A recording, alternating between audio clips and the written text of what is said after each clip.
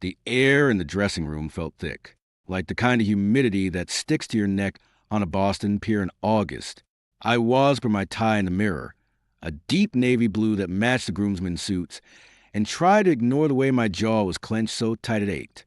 My reflection looked back at me, Liam O'Connor, 32, lieutenant in Ladder Company 17, and today, supposedly, the happiest man alive.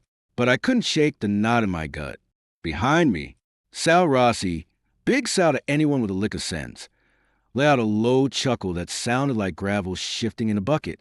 He was sitting in a leather armchair by the window, his gnarled hands resting on the silver head of his cane. Even at 82, with a face like a road map of every bad decision he'd ever seen, the old man still commanded a room without saying a word. You look like you're about to walk into a 5-alarm blaze. Not down the aisle. Sal rasped. His voice had that thick New York Italian rasp, even after 50 years in Massachusetts. What's eating you, kid? I forced myself to unclench my teeth. Nothing. Sal, just wedding jitters. He snorted. Bullshit. You don't get jittery. I've seen you haul kids out of burning triple-deckers without breaking a sweat. This is something else. He leaned forward, his dark eyes still sharp as broken glass, locking onto mine in the mirror. It's that Miller prick again, ain't it? I didn't answer right away. My phone buzzed in my pocket for the third time in 5 minutes. I didn't need to look at the screen to know who it was. Brad Miller, Sophia's ex-husband. The guy had been a thorn in my side since Sophia agreed to marry me 6 months ago. He couldn't handle that she'd moved on to a firefighter, no less, which he made clear he thought was a step down from his Wall Street portfolio. He's been texting, I admitted finally, pulling out the phone. The screen lit up with another message. She's thinking about me today. You know she is. Enjoy the leftovers. O'Connor. I thumbed the screen off, resisting the urge to chuck the damn thing across the room. Same old shit. Says Sophia's making a mistake. That she'll never forget him. Sal's knuckles whitened around his cane. Forget him? That rat bastard cheated on her with his secretary, his trainer, and probably the goddamn barista at his Starbucks. What's to remember? He paused. Studying me. You worried she'll listen to him? No, I said, sharper than I intended. Then, softer. No, Sophia's solid.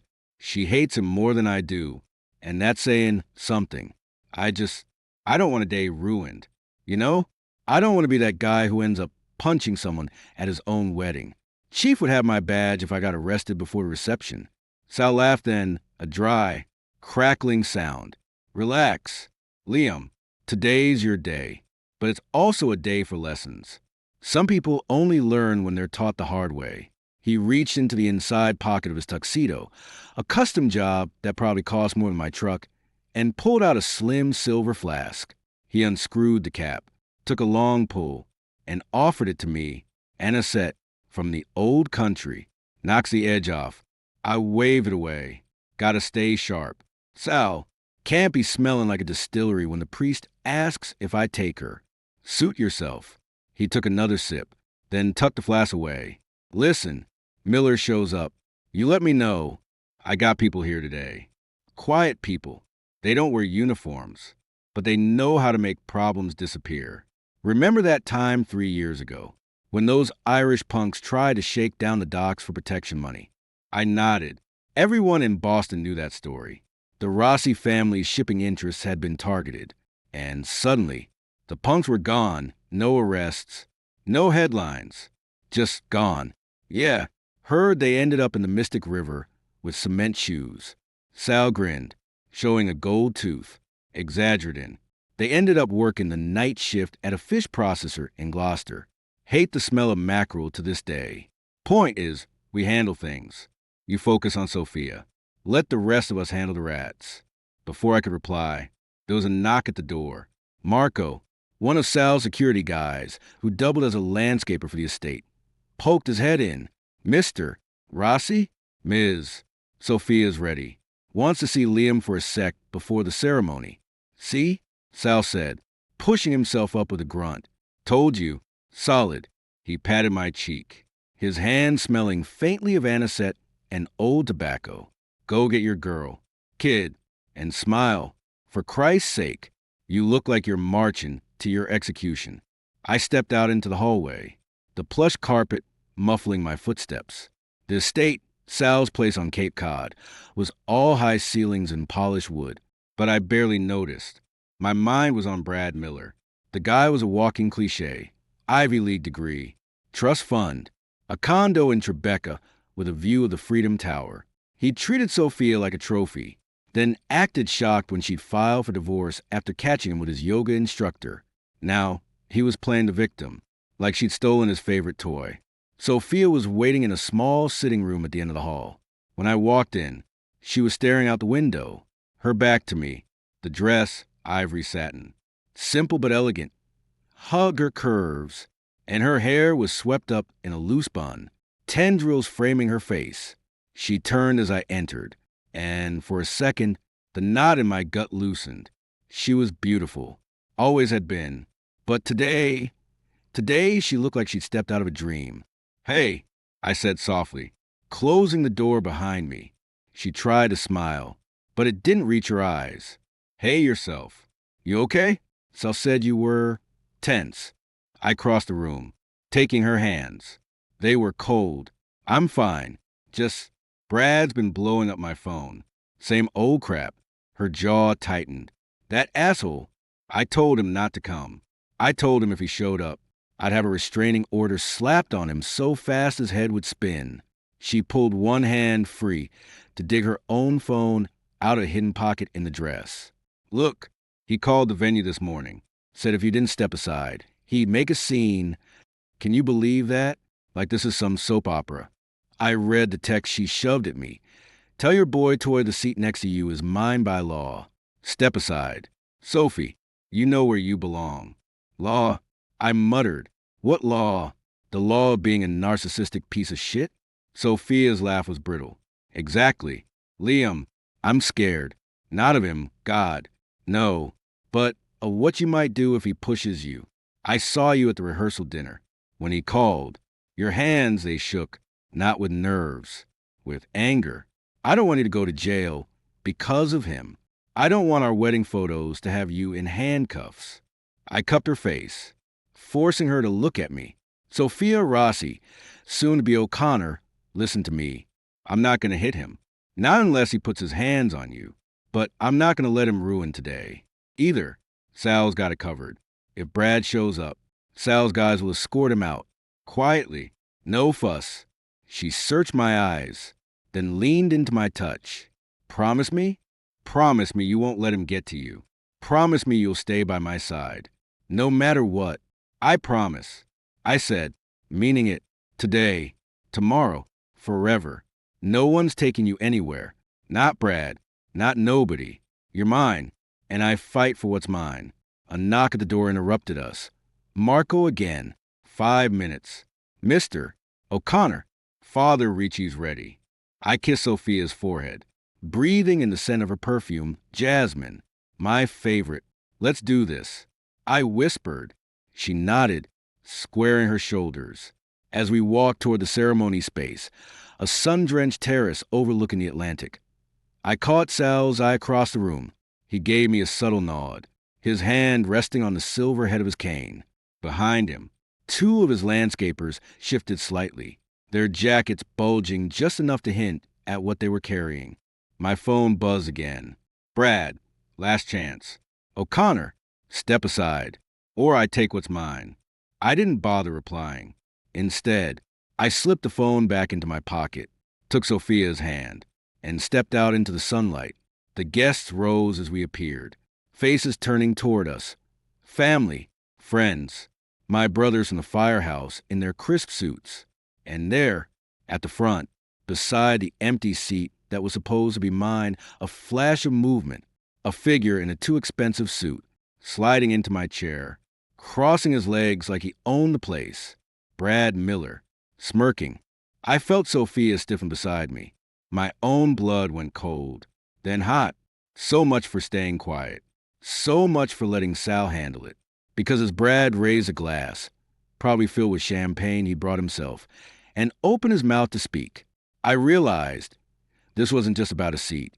This was about respect, about family, about the woman I loved.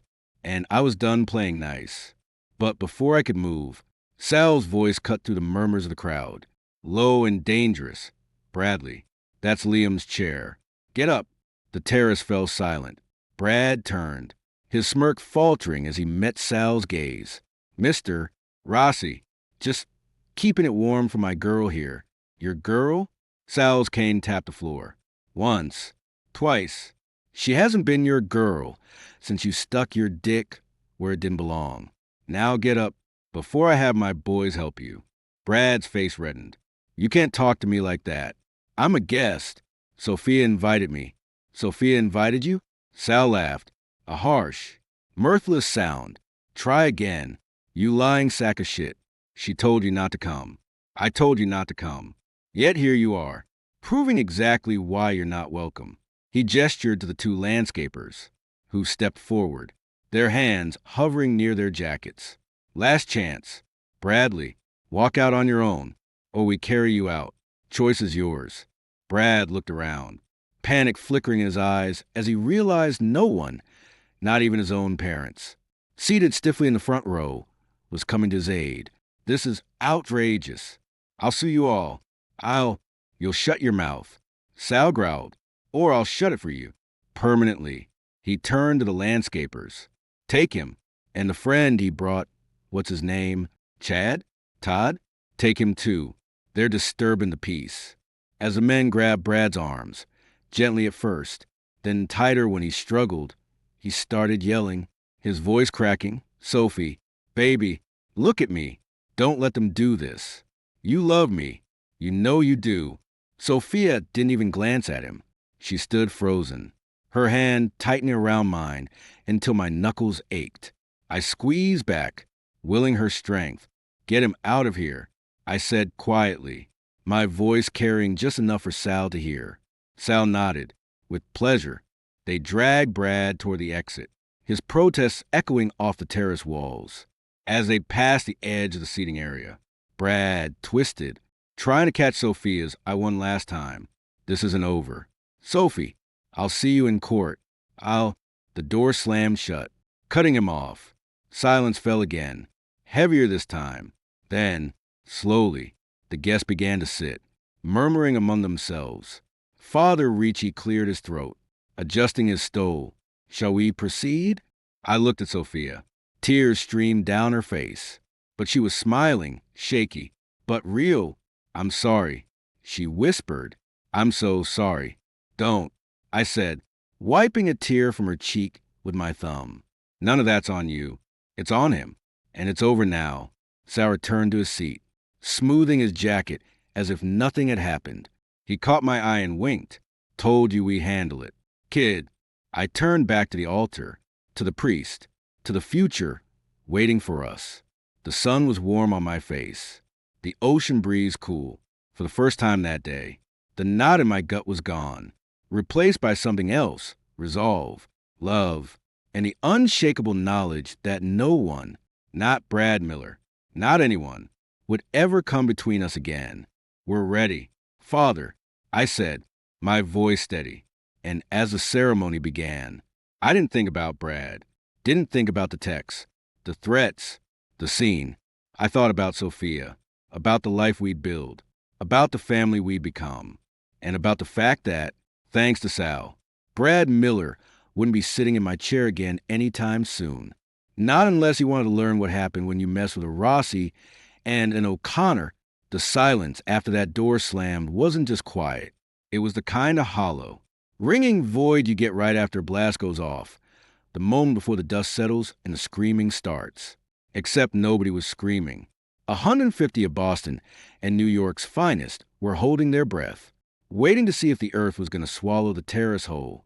I kept my eyes on Father Ricci, willing him to just keep going. My hand was still wrapped around Sophia's, and I could feel her pulse hammering against my palm. Fast, too fast, dearly beloved. The priest started again, his voice a little shakier this time. We are gathered here today. He didn't get any further. From the back of the terrace. Near the service entrance where they dragged Brad out, a voice cut through the tension. It wasn't Brad. It was his buddy, the one Sal had called Chad or Todd. Sounded like Todd. He had a whiny, nasal tone that carried real well, especially when he was panicked. You can't do this. Do you know who he is? He's a senior analyst at Goldman. He's got connections. This is fucking kidnapping. Sal didn't even turn around. He stayed seated, swirling the ice in his scotch. Where the hell did he get scotch? And spoke loud enough for the mic to pick up. Vincent, Tony, show mister. Goldman overhear how we handle false imprisonment claims in Barnstable County. There was a dull thud, a muffled yelp, and then the sound of a body hitting the wet grass outside. The door shut again. Quieter this time. Sal finally turned his head, looking over his shoulder at the stunned guests. Anyone else want to discuss legal statutes? No? Good. Father, please. Ricci nodded, looking like he'd rather be exorcising a demon than officiating a wedding. Right. Liam, Sophia, please face each other. I turned to Sophia. Her makeup was intact, but her lower lip was trembling. I gave her knuckles a squeeze. Eyes on me, babe. Just me. She nodded, blinking back tears. He actually did it. Liam, he actually sat there, like he belonged there. He doesn't, I said, low enough so only she could hear. He never did. That seat's mine. You're mine. End of story. Up front, Sal shifted in his chair. I heard him mutter to my best man. Mikey, kid's got brass ones. I'll give him that. Stupid ones. But brass. Mikey, a burly guy who'd lost half his eyebrow in a warehouse fire last year, leaned down. Uncle Sal, you want us to go check on the situation outside? Make sure they're comfortable? Nah, Sal said, taking a sip of his drink. Let them marinate in the rose bushes for a bit. Humility's good for the soul, or what's left of Miller's. The priest tried to regain control. Let us pray. Everyone bowed their heads, but I caught the eyes of a few people in the front row. Brad's parents looked like they wanted to melt into the hydrangeas. His mother, Martha, a proper Beacon Hill socialite, kept dabbing at her eyes with a lace handkerchief. His father, Richard, was red-faced, staring daggers at the back of Sal's head. Richard stood up abruptly. Salvatore, this is an outrage. You can't just assault people at a wedding. We're pressing charges. Sal sighed, a long-suffering sound. He set his glass down with a deliberate click. Sit down. Richie, sit down before you make an even bigger fool of yourself than your son did. Don't you Richie me. Richard sputtered, his voice climbing an octave. I'm calling the police right now. This is a private event. But this is still America. America? Sal chuckled. A dark, humorless sound. Yeah, it's America. And in this corner of America, I pay the property taxes. I fund the Police Benevolent Association's annual gala. And I've known the DA since he was stealing lollipops from the corner store. You call the cops. They'll show up. Take one look at the security footage, which, by the way, clearly shows your boy trespassing and disrupting a lawful assembly, and they'll tell you to beat it. Or, better yet, they'll arrest you for disorderly conduct. Your choice. Richard stood there, vibrating with impotent rage. His wife tugged his sleeve. Richard, please, sit down. For the love of God, sit down. He hesitated, then sank back into his chair, looking like he'd swallowed a lemon. Sal turned back to the front, dismissing him like a pesky fly. Now, Sal said, looking at the priest, where were we? Oh, yeah, the prayer, though I think we just witnessed one answered. I almost cracked a smile. Almost. Sophia's grip loosened just a fraction. Father Ricci rushed through the opening prayers, eager to get to the vows. Liam, repeat after me. I, Liam O'Connor. I, Liam O'Connor. I repeated, my voice steady. Take you, Sophia Rossi. Take you, Sophia Rossi. I paused, looking deep into her eyes. To be my lawfully wedded wife, to have and to hold, from this day forward, in sickness and in health, in good times and in bad. I promise to stand by you, to protect you, and to never let a punk like Brad Miller or anyone else come between us, ever. The guests let out a collective breath. Some of the firefighters in the back, guys I'd pulled shifts with for years, let out low whistles and murmurs of approval. Sophia's eyes welled up again, but this time with relief. I, Sophia Rossi, she began, her voice gaining strength, take you, Liam O'Connor, to be my husband. She got through the whole thing without a hitch. When she said, I will, it rang out clear and true. No hesitation. No looking back at the door Brad had been dragged through. Just us. Then came the rings. Mikey stepped forward, holding the pillow. He handed me Sophia's ring, a simple platinum band, and I slid it onto her finger. With this ring, I thee wed. I said. She took my ring, a thicker, more rugged band, and as she slid it on, she leaned in close. With this ring, she whispered, I make you mine, and I'm keeping you, Liam O'Connor. Handcuffs or no handcuffs. I grinned. There was my girl. Father Ricci beamed, clearly relieved we'd made it this far. By the power vested in me by the Commonwealth of Massachusetts and the grace of Almighty God, I now pronounce you husband and wife. Liam, you may kiss your bride. I didn't hesitate. I cupped her face and kissed her, hard, deep, pouring every ounce of frustration, relief, and love into it. The guests erupted, cheering and clapping. Even Sal let out a gruff, attaboy, when we broke apart. Sophia was laughing, breathless. Well, she said, her eyes sparkling. That was one way to start a marriage. Could have been worse. I said, tucking a stray hair behind her ear. He could have worn white. She snorted. Please. He'd never fit into my dress. We turned to face the guests. And that's when I saw him, standing in the shadows near the bar, just inside the French doors leading back into the house. Brad. He'd gotten free. Or someone had let him go. He was disheveled, his suit jacket torn, his hair a mess, and he was staring right at us, his face a mask of pure, unadulterated hatred. He didn't say anything, didn't move, just stood there, dripping wet, must have landed in a fountain or something, and watched us.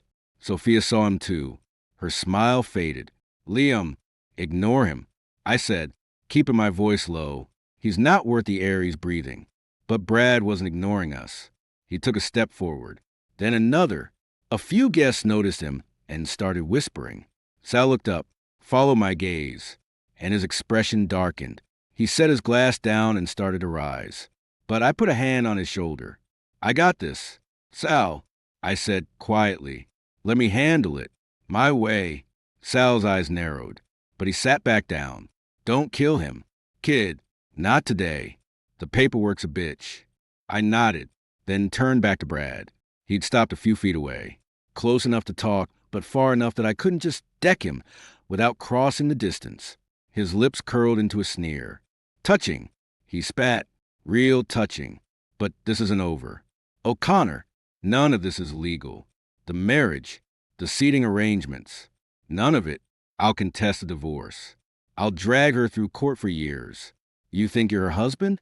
I'm still on her birth certificate as her next of kin. You're still a pain in the ass. I cut him off, stepping toward him. I kept my voice level, but I let him see the steel in my eyes. And you're still trespassing. Last warning. Miller, walk out that door, or I'll carry you out. And trust me, you won't like how I do it. Brad's sneer wavered.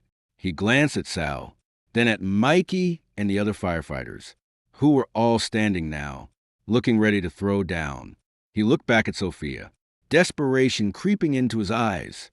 Sophie, baby, look at me. You don't want this. You don't want him. He's a glorified janitor with a hose. You're nothing, Sophia said, her voice cold as ice. She stepped up beside me, her chin lifted. You're a mistake I corrected, and you're trespassing on my family's property on my wedding day. Leave, now, or I'll have you arrested for real this time.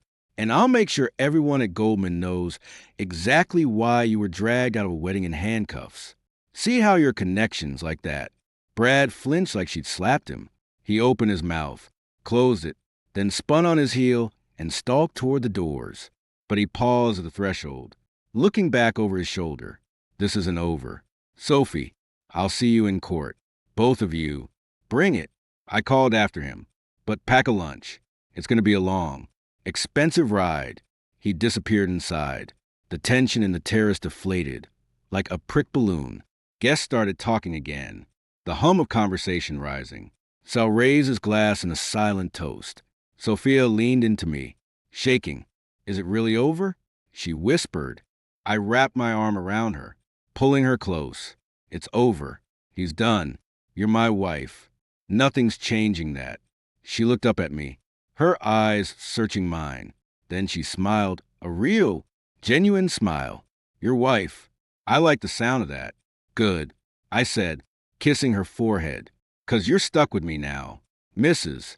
O'Connor. Handcuffs. Ex-husbands. And all from the house. We heard the distinct sound of a car door slamming, followed by an engine roaring to life and tires squealing on the gravel drive. Brad was gone. Sal's voice cut through the noise, loud and clear. Well, what you all waiting for? The bar's open. Let's drink to the happy couple. And somebody get me another scotch. This one's got too much ice. The crowd laughed, the mood shifting back to celebration. But as we turned to walk down our aisle, I caught Sal's I won last time. He gave me a slow, approving nod. And in that look, I knew Brad Miller wasn't just gone. He'd been handled, Rossi style, and he wouldn't be back. Not if he knew what was good for him. The reception was already in full swing by the time we got inside. The band was kicking out a Dean Martin tune. Glasses were clinking, and the smell of Oso Buco was wafting in from the kitchen. On the surface, it looked like any other high-end Cape Cod wedding. But under the laughter and the music, there was a current of tension, thick as crankcase oil. People kept glancing toward the double oak doors, like they expected Brad to bust back in with a SWAT team. I was at the head table, nursing a maker's mark, watching Sophia work the room. She was glowing, but her smiles were a little too wide, her laughs a little too loud. She was working overtime to convince everyone, and maybe herself, that the last hour hadn't happened. Sal was beside me, picking at a plate of antipasti. He hadn't touched his scotch in 10 minutes, which, for him, was a sign of deep thought. Kid, he said, not looking at me. You're staring a hole through your wife. Let her breathe. I'm not staring. I muttered. I'm watching. There's a difference. Difference is you're going to spook the guests. Relax. The Miller kid's gone. I made sure of it. Tony drove him to the Bourne Bridge and told him if he shows his face on this side of the canal again, the next ride's going to be one way to Georges Bank. I turned to him. You shouldn't have let him go. Sal, should have called the cops. Pressed charges. Made it official. Sal finally looked at me, his eyes like chips of coal. And give that little weasel a platform? A chance to cry to the press about how the big, bad Rossi family bullied him on his wedding day? Please, this way. He's just a guy who got drunk and made an ass of himself. He's embarrassed, humiliated. That hurts a guy like Brad more than a night in lockup ever could. Before I could argue, a shadow fell over the table. I looked up, expecting a waiter. Instead, it was Richard Miller, Brad's old man. He was still in his tux, but his tie was loosened, and his face was the color of a stop sign. Salvatore, Richard hissed, ignoring me completely. We need to talk. This vigilante act ends now. My lawyer is drafting a cease and desist. Sal held up a hand without looking at him. Richie, I'm eating. You're ruining my appetite. Damn it. Sal, you can't just have people thrown around. This is assault, battery. I'll have your license. I don't have a license to lose. Richie, I'm retired. Sal finally turned his head, chewing a piece of prosciutto slowly. And you'll have what? Exactly? Your son invaded private property during a religious ceremony. He verbally abused a bride. He disrupted the peace. I got it all on tape. Courtesy of the security system, I installed myself. You try to sue me, and I countersue for emotional distress. I'll own your summer home in Marblehead before the ink's dry.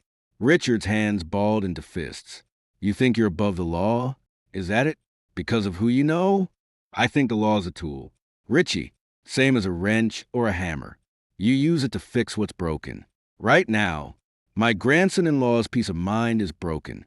I'm fixing it. Sal leaned forward, his voice dropping to a near whisper that somehow carried more weight than a shout. You push me on this, and I start looking into those offshore accounts your wife's cousin uses for the art gallery. You know the ones. The IRS loves that kind of shit. Walk away. Richie, while you still can. Richard stood there, trembling. He opened his mouth, then closed it with a final, impotent glare. He turned and stomped off toward the bar. Asshole, Sal muttered. He looked at me. See? Handled. Quietly. I shook my head. Quietly? Sal. Half the room heard that. And Brad's not done. I know his type. He's gonna lawyer up, get a judge to sign something. Let him. Sal reached into the inside pocket of his tuxedo jacket. Not for the flask this time. He pulled out a small, aged leather pouch. He set it on the table with a heavy thud.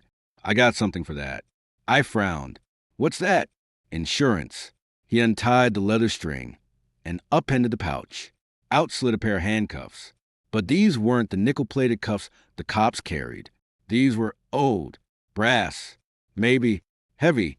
The edges were worn smooth, and there was a deep scratch across one of the bracelets. Found them in a pawn shop in Providence back in '68. Belonged to a guy named Mickey Malone. Used them on a guy who tried to skim from a Teamsters.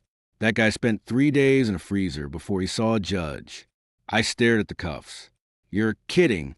Do I look like I'm kidding? Sal picked them up, the metal clinking softly. These aren't for show. Liam, these are for when the system's too slow, too polite. Brad Miller wants to play by the book? Fine. But if he steps foot on this property again, or if he so much as send a process server to Sophia's office, these go on him. And then we have a conversation about what happens next. Sal, you can't just... I can. He cut me off, his tone brooking no argument. Because I built this. This house. This land. This family's name. And I'll be damned if some two-bit Wall Street pretty boy thinks he can piss on my legacy. You're family now. Liam, that means you're under my protection. And my protection comes with rules. Old rules. He slid the cuffs back into the pouch and tucked them away. Now, stop worrying about Miller. He's a gnat. You got bigger things. Like dancing with your wife before she decides to trade you in for a younger model. I looked out at the dance floor. Sophia was talking to my sister, Megan, and she actually looked relaxed for the first time all day. The tension in my shoulders eased a fraction. Sal was right. This was our day. I wasn't going to let Brad Miller steal another minute of it. Thanks. Sal, I said quietly. He grunted. Don't thank me. Just keep her happy. And if you ever make her cry like she did today, I'll use those cuffs on you. I believed him. I stood up, adjusted my jacket, and headed for the dance floor. As I walked, I noticed Vincent and Tony stationed by the main exit, their eyes scanning the crowd like hawks. Mikey was holding court near the cake, telling a story that had a group of groomsmen howling. Everything was under control. I tapped Sophia on the shoulder. May I have this dance? Mrs. O'Connor? She turned, her eyes lighting up. You may, Mr. O'Connor. She let me lead her to the center of the floor as the band slowed things down with a Sinatra standard. We swayed to the music, her head on my shoulder. Everything okay? She asked. Everything's perfect. Elite, because in that moment, with her in my arms and Sal's brass knuckles of justice, sitting in a leather pouch 10 feet away, it almost was. Almost. Because as the song ended and the applause started, I saw him again. Not Brad, but one of Brad's friends, the one Sal had called Todd. He was standing near the back exit, talking urgently into a cell phone, and he wasn't looking at us. He was looking at the parking lot. I leaned down to Sophia. Stay here. Dance with your mom. I'll be right back. Her eyes widened. Liam, no, just a minute. I promised. I kissed her quickly and turned, weaving through the tables toward the back. I nodded at Tony as I passed. Eyes on the lot? Always. Lieutenant, Tony murmured. I pushed through the exit doors into the cool evening air. The parking lot was dimly lit, the gravel crunching under my shoes. Todd was about 20 yards away, still on the phone. I walked up behind him, close enough to hear his end of the conversation. Yeah, he's inside. Sal's here too. No, I don't know where Brad is, but he's pissed. He said to get the papers ready. Yeah, the injunction. We serve them tonight, if we can. No, not the cops. Brad wants to make a statement. Okay, I'm heading back now. I tapped him on the shoulder. Todd jumped, spinning around. His face went white when he saw me. O'Connor, Jesus, man, you scared me. Who were you talking to? I asked, keeping my voice flat. Nobody. Just my girlfriend. Checking in. Bullshit. I held out my hand. Phone. Now, dude, you can't just... Phone. I repeated. Or I call Sal out here and let him ask. Trust me, you'd rather deal with me. He hesitated, then reluctantly handed over the iPhone. I scrolled through the recent calls. One number, labeled BM Legal. I hit redial. It was picked up on the second ring. Todd, did you get it? Is the car ready? I hung up, handed the phone back. Injunction? Papers? You really want to play this game tonight? Todd? Todd swallowed hard. Look, I'm just doing what Brad asked. He's my friend. He's hurt. Sophia's his. She's my wife. I said, stepping closer. And you're on Rossi property, which means you're currently violating the same trespass warning Brad got. So here's how this goes. You hang up, walk to your car, and you leave. You don't come back. You don't call Brad. You don't text him. And if I see your face at the courthouse tomorrow, I'll know you didn't listen. And neither Sal nor I take kindly to people who don't listen. Todd's eyes darted toward the door, like he was looking for an escape route. You can't threaten me. I'm not threatening you. I said, smiling without warmth. I'm giving you advice. Free advice. From a guy who's about to go back inside to dance with his wife. You decide if you want to take it. I turned and walked back toward the door, not looking back. I heard Todd's footsteps crunching away toward the far end of the lot, his car starting a moment later. Inside, the party was still raging. I found Sophia exactly where I'd left her. I took her hand and led her back to the floor for the next song. Everything okay? She asked again. Better than okay, I said, pulling her close. Todd just remembered he has somewhere else to be. She sighed in relief. I hate this. Liam, I hate that he's still doing this to us. He's not doing it to us. I corrected. He's doing it to himself. And Sal's right. It's almost over. Almost. Because as the night wore on and the band took a break, Sal appeared at my elbow again. He looked tired, but satisfied. Liam, he said, got a minute? Sure. Sal, what's up? He nodded toward a quiet alcove near the coat check. Walk with me. We stepped away from the crowd. Sal leaned on his cane, looking out at the darkened lawn. You handled Todd good. Quiet. Professional. But it ain't over. Not yet. What do you mean? Brad's ego's bruised. He's gonna lash out. Probably through lawyers. Maybe through the media. He'll try to paint Sophia as unstable. You as a thug. Standard playbook for guys like him. Sal turned to me. We need to be ready. I want you to take these. He pulled the leather pouch from his pocket again and pressed it into my hand. The brass cuffs felt cold and heavy. Sal, I can't. You can. He insisted. And you will. Keep him on you. If he serves papers.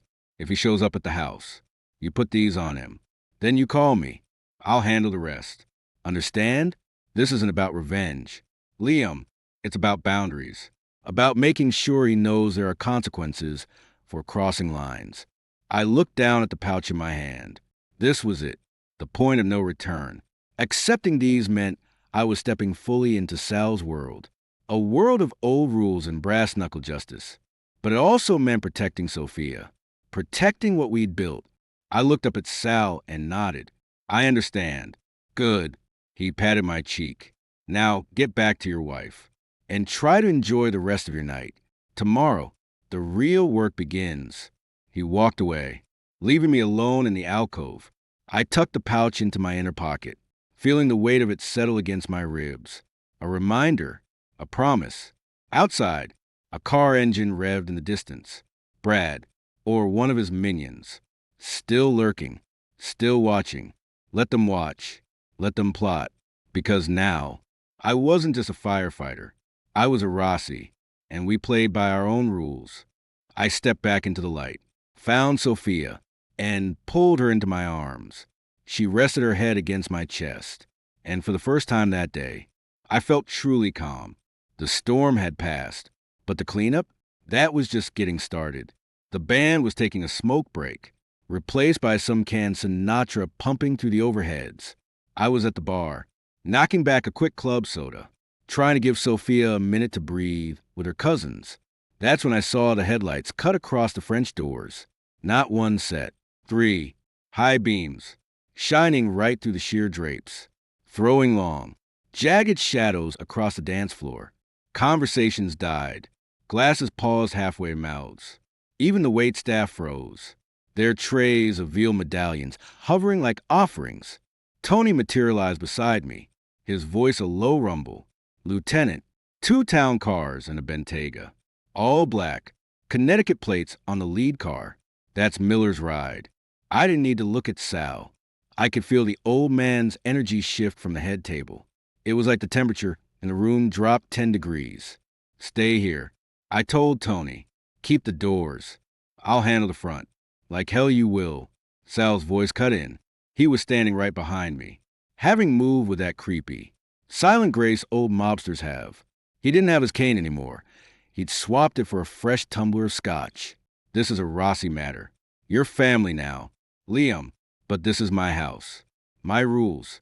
Before I could argue, the front doors burst open. Not kicked, just shoved hard enough that they banged against the stops. Brad stood there, looking like he'd crawled out of a dumpster. His $1,000 haircut was flattened on one side. His suit jacket was missing a button, and his eyes were wild. The kind of crazy you only get from a mix of top-shelf bourbon and absolute humiliation. Behind him, 2 guys in cheap suits, obviously hired muscle from some Hartford firm, tried to look intimidating. They failed miserably next to Tony and Vincent. There he is, Brad shouted, his voice cracking. He pointed a finger at me. The fake, the fraud. I'm serving you, O'Connor. And you, Sophia, consider this your formal notice. Close the door, Sal said, not raising his voice. You're letting the bugs in. Brad ignored him, striding into the room. The hired goons followed, looking nervous. I have a temporary restraining order here, signed by Judge Harrigan. It says you can't come within 500 feet of my wife. Your wife? Sal finally turned around, swirling his drink. He didn't raise his voice. But the room went dead silent. Correction, counselor. That's my granddaughter. And she hasn't been your wife for 14 months, 6 days, and roughly 8 hours. I checked the divorce decree myself. You signed it, remember? Right after we had a chat about your little gambling problem in Atlantic City. Brad's face flushed purple. This is irrelevant. The point is, this marriage is invalid because of coercion. I was unlawfully removed from the premises. I demand to be seated immediately, and I demand an apology from... You demand? Sal took a slow sip of his scotch. Bradley, you're not in a boardroom anymore. You're on my land, and on my land, we don't demand shit. We ask politely, and right now, I'm asking you to turn your pasty, entitled ass around and walk out of here. Before I forget, I'm a civilized host. One of the goons stepped forward. Sir, Mister, Miller has a legal right to be here. We're serving documents. If you interfere, we'll charge you with obstruction. Sal looked at the guy like he was a particularly stupid insect. Obstruction? So, I paved the road your daddy learned to drive on. I donated the flagpole to the police station where your uncle drinks coffee. You want to talk obstruction? I'll show you obstruction. He nodded at Vincent. Take the papers. Then take them. Vincent moved. He didn't rush. He just flowed forward and plucked the envelope out of Brad's trembling hand. He didn't even look at the goons. He looked at Brad. You heard the man. Time to go. Brad tried to snatch the papers back. Give those back. I'm not leaving. This is my seat. He lunged to the empty chair next to Sophia's place setting, the one he'd occupied earlier. That's when Sal moved. He didn't need the cane for speed. He stepped forward, planted a wingtip on the leg of the chair, and yanked it back just as Brad reached for it. Brad stumbled, catching himself on the edge of the table, rattling the crystal. Your seat? Sal leaned down, his face inches from Brad's. That seat belongs to Liam. It always did. You're just a stain on the upholstery. Kid, and stains get cleaned up. Fuck you. Old man, Brad screamed, spit flying. He swung a wild haymaker at Sal's head. It was slow, pathetic. Tony caught his wrist midair like he was catching a beach ball. Tony murmured. Don't do that. Sal didn't even flinch. He just reached into his tux pocket and pulled out the leather pouch. He tossed it to Vincent. Put him on him and make it tight. I want him to feel it. Vincent caught the pouch, flipped it open, and produced the brass cuffs. They didn't shine. They glowed dully under the chandelier, looking like something out of a Civil War museum. No, you can't, Brad shrieked, trying to twist away. You can't handcuff me. I have rights. I'll sue you into the gutter. Clack. The first cuff bit into his wrist. Vincent didn't bother being gentle. He wrenched Brad's other arm behind his back, ignoring his squeals of pain. Clack. The second cuff locked in. Brad was bent over the table now, his cheek mashed against a linen napkin, his arms pinned behind him. He looked like a trussed turkey. There, Sal said, sounding bored. Now he's presentable. The goons looked like they wanted to bolt, but Tony and Vincent had already flanked them. Gentlemen, Tony said softly, you can walk out, or we can carry you out next to your client. Either way, you're leaving. One of the goons made the smart choice. He reached for Brad's collar. Come on, Mr. Miller. Let's go. Get your hands off me. All of you. Sophie, look at me. Tell them to stop. Tell them I'm your husband. Sophia didn't look at him. She was staring straight ahead, her chin up, her eyes like flint. She reached over and took my hand, squeezing it so hard her knuckles turned white. She's not looking. Brad, I said, leaning down so only he could hear. She hasn't looked at you since she signed the divorce papers, and she never will again. You're done. They started dragging him. Not walking, dragging. Brad's knees buckled, so his $800 Italian loafers scraped uselessly across the polished oak floor, leaving ugly black marks. The sound was like nails on a chalkboard. I'll see you in court. I'll own this house. I'll own everything. You'll be nothing. O'Connor, just a burnout fireman picking up my trash. They hauled him past the dessert table.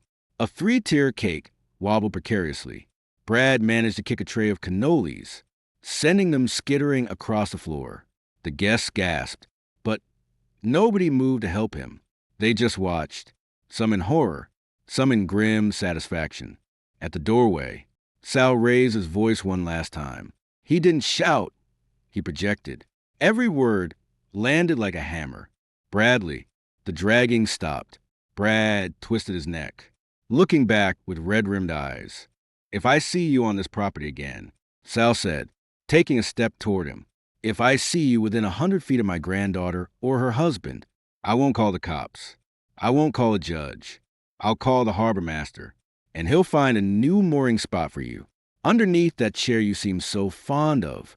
The room went so quiet you could hear the ice clinking in Sal's glass. You understand me, kid? Sal continued. That's not a threat. It's a promise. Now get the hell out of my house. With a final, desperate scream that sounded more like a wounded animal than a man, Brad was yanked through the doors. They slammed shut behind him, the sound echoing like a gunshot. For a long 5 seconds, nobody moved. Then, from the back of the room, someone started clapping.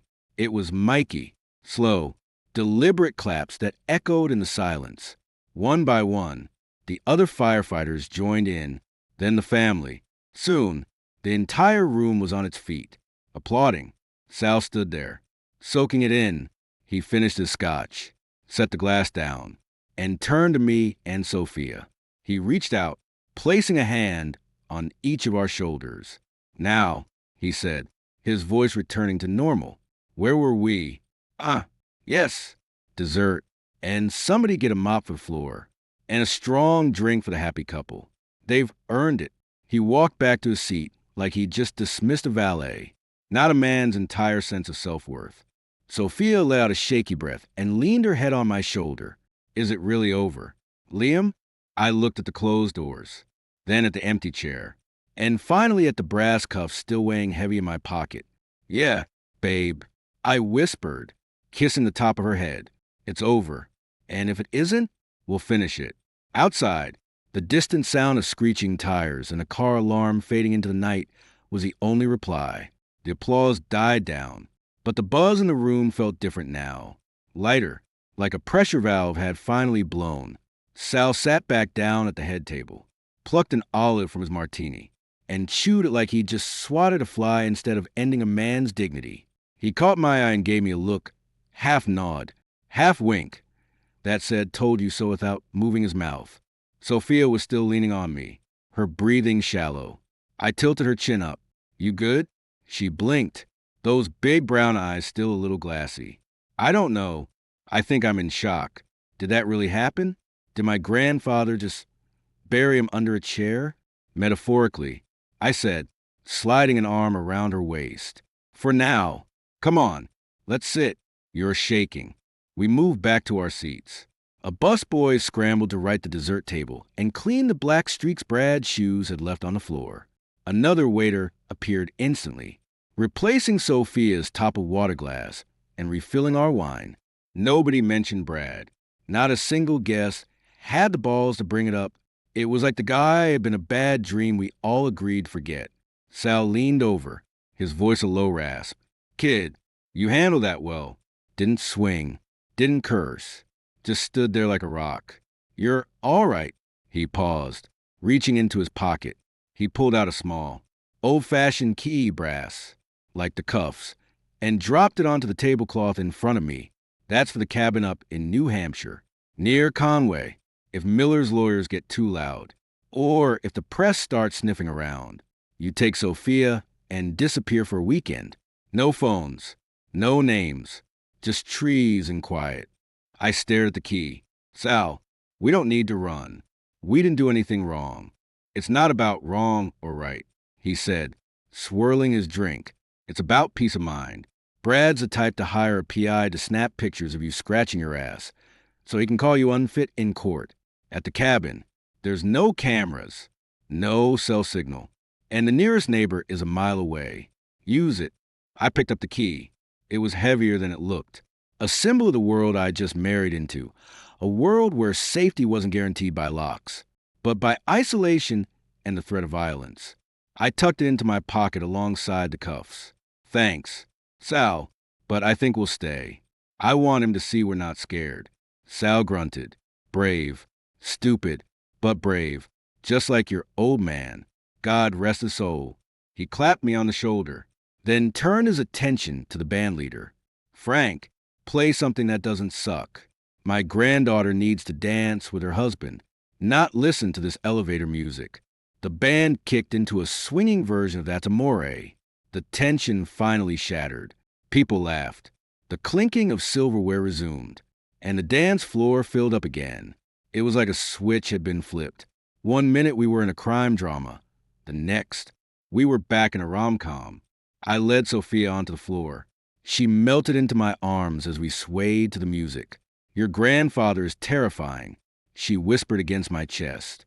He's effective. I corrected. And he loves you. That's why he does it. I know, she sighed. I just hate that Brad made today about him. It was supposed to be about us. It still is, I said, dipping my head to kiss her temple. He was just a blip, static on the radio. Tune him out. She laughed softly. Easy for you to say.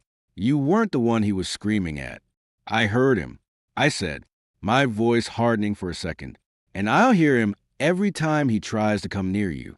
But Sal's right. He's done. He's not coming back. Not after that. We danced through 2 more songs. I was starting to relax. the adrenaline finally draining out of my system. When I felt a tap on my shoulder, I turned, expecting Mikey or one of the guys. Instead, it was Richard Miller, Brad's dad. He looked like he'd aged 10 years in the last hour. His tux was rumpled, his eyes were bloodshot, and he held a glass of whiskey like it was a lifeline. "Liam," he said, his voice hoarse. Can I have a word?" Sophia stiffened.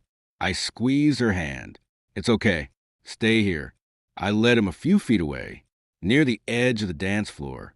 "What is it, Rich?" He didn't look at me. He stared at the floor, swirling his drink. I wanted to apologize. For Brad. For all of it. He took a shaky breath. I tried to raise him right. Tried to teach him honor, respect. But he's always wanted what he can't have. And when he can't have it, he breaks it. I see that now. I didn't say anything. There wasn't much to say. The guy's kid had just been publicly humiliated by a legend, and he was eating crow. "Sal, he was right," Richard continued, his voice cracking. "About the accounts. My wife's cousin, it's messy. Very messy. If Brad keeps pushing, if he drags us into court, it all comes out. We'll lose everything. The firm, the houses, everything." He finally looked up at me, his eyes pleading. "So I'm begging you, Liam, you and Sal, don't press charges. Don't go to the IRS. Let us handle Brad. We'll send him to Switzerland or Singapore, somewhere far. He'll get help, therapy, whatever it takes. Just let it go." I studied him. He wasn't asking for mercy for Brad. He was asking for mercy for himself, for his wife, for the life they'd built. And in that moment, I realized Brad wasn't the only casualty of the night. Richard Miller was burying his own son to save his own skin. "Here's the deal. Rich," I said, keeping my voice low, "you keep Brad on a leash. If he comes within 100 miles of Sophia, or if I see his name on a single legal document, I'll hand those cuffs to Sal myself. And then I'll make sure the Globe get a copy of every offshore ledger your wife's cousin ever dreamed of. Understood?" Richard's face crumpled in relief. "Understood. Thank you. Thank you. Liam, you won't regret this." "I better not," I said. "Now, go enjoy the rest of the night. And tell your wife to stop crying into the shrimp cocktail. It's rude." He gave a weak chuckle and shuffled back toward his table. I watched him go, then turned back to Sophia. She was watching me, her head tilted. "What was that about?" she asked. "Damage control," I said, pulling her back into my arms. "Brad's dad is going to make sure Brad disappears for a while. Voluntarily. Disappears? Geographically. Switzerland. Singapore. Somewhere with good therapists and bad extradition treaties." I kissed her forehead. "Point is, we're free. No more texts. No more court dates. No more Brad." She let out a long, slow breath and rested her head on my shoulder. "Free," she whispered. I liked the sound of that. The band slowed things down again, this time with a classic, "The Way You Look Tonight." We swayed in silence for a while, just listening to the music and the low hum of the party around us. It felt normal. Finally, after a while, Sal appeared beside us, a fresh drink in his hand. He didn't interrupt our dance, just stood there, watching us with those sharp old eyes. Finally, he leaned in. "You two lovebirds about done? I'm ready for the cake. And then I'm ready for that speech I've been practicing." It involved a lot of swearing, and at least one reference to Brad's mother. Sophia laughed, a real, genuine laugh that lit up her whole face. "Grandpa, please, no more swearing. And definitely no references to Aunt Martha." Fine, he grumbled, but he was smiling. "But the cake's non-negotiable. It's a 3-tier cannoli cream, and I'll be damned if I let it go to waste because of that Miller punk." He paused, looking at me. "Liam, you take care of her, better than I ever could, or I'll use those cuffs on you. Got it?" "Got it, Sal," I said, grinning. He patted my cheek, then Sophia's, and wandered off toward the cake table, already barking orders at the catering staff. As the song wound down, I led Sophia off the floor. We cut the cake. Sal insisting on feeding her the first bite, much to her embarrassment. And then it was time for speeches. Mikey went first, telling embarrassing stories about me falling through a roof on a call. Sophia's maid of honor followed, tearing up as she talked about our first date. Then Sal stood up. The room quieted instantly. He didn't need a microphone. His voice carried. He looked around the room, his gaze lingering on the miller's empty table for a beat before settling on us. I've lived a long time. He started, his voice rough but clear. Seen a lot of things. Good things. Bad things. Things I can't talk about in mixed company. But today I saw something I haven't seen in a long time. Respect, loyalty, and love. Real love, not the fake shit you see on TV. He raised his glass. Liam, you're a good man, a brave man. You stood tall today when most would have folded. And Sophia, you're the light of this family. Don't let anyone dim that light. Not Brad, not me, not nobody. He paused, taking a sip of his drink. Now, some of you might be wondering about the commotion earlier, about the handcuffs, about the gentleman who won't be joining us for cake. A few nervous chuckles rippled through the crowd. Let me tell you something. In this family, we protect our own. We don't start trouble, but we damn sure finish it. And if anyone here thinks they can come into our house, sit in our chairs, and disrespect our name, well, they'll find out real quick that the old ways still work. The brass ways. He looked directly at the spot where Brad had been sitting. So here's to Liam and Sophia. May your marriage be as solid as the ground beneath this house. And may any rats who try to chew through the foundation find themselves sleeping with the fishes. Salute, salute. The room roared back. Later, as the party wound down, and the stars came out over the cape, Sophia and I slipped away to the small study off the main hall. It was quiet there, just the ticking of an old grandfather clock and the faint sound of waves. Sal had left a bottle of vintage Burlow and 2 glasses on the desk. We sat on the old leather sofa, sharing the wine. Sophia kicked off her heels and tucked her feet under her. I can't believe it's over, she said softly. It's over. I confirmed, pulling the leather pouch from my pocket. I placed it on the desk, next to the keys Sal had given me. These are going in the safe, and they're staying there. She reached out, tracing the outline of the pouch. Do you think we'll ever need them again? I hope not, I said, but if we do, we know how to use them. She leaned her head on my shoulder. I love you, Liam, more than wine, more than my family's name, more than anything. I kissed the top of her head, breathing in the scent of her perfume and the salt air. I love you too, Mrs. O'Connor.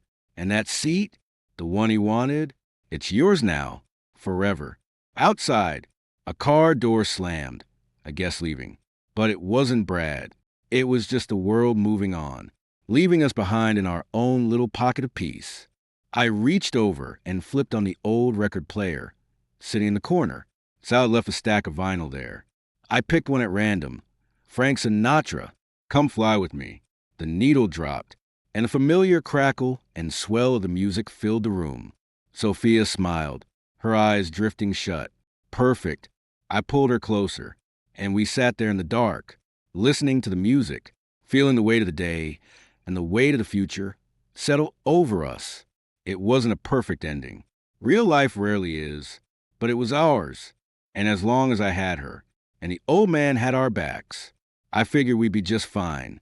The music played on, and for the first time in a long time, I didn't feel the need to look over my shoulder. The chair was empty, the cuffs were put away, and the only thing left was us,